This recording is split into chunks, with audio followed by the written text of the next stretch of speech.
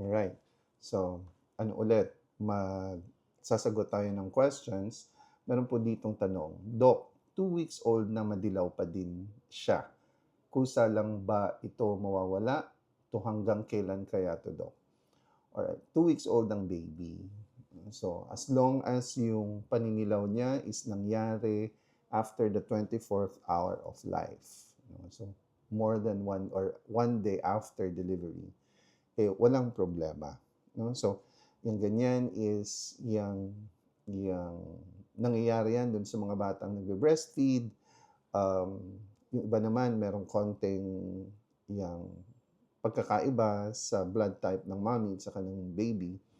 Yung iba naman, kasi hindi pa masyadong develop yung baby. So, madaming factors na nagkukos ng paninilaw. Basta ang importante, ang baby is malakas dumede, malakas umiyak. Then, dalawang yun, isang napaka-importanting factor to consider kung naninilaw si baby. Pero kung alanganin ka dun sa itsura ng baby mo, mas magandang madala mo dun sa pediatrician niya at makita ng pediatrician niya kung anong itsura ng baby. No? Baka naman kasi sobrang paninilaw. Pero kung pag-uusapan natin yung normal or regular or normal type ng paninilaw, this is what we call as physiologic jaundice. At 2 weeks old, nothing to worry about. No? Yang basta importante is ibibilad mo araw-araw yung baby mo bago mag alas 8 ng umaga.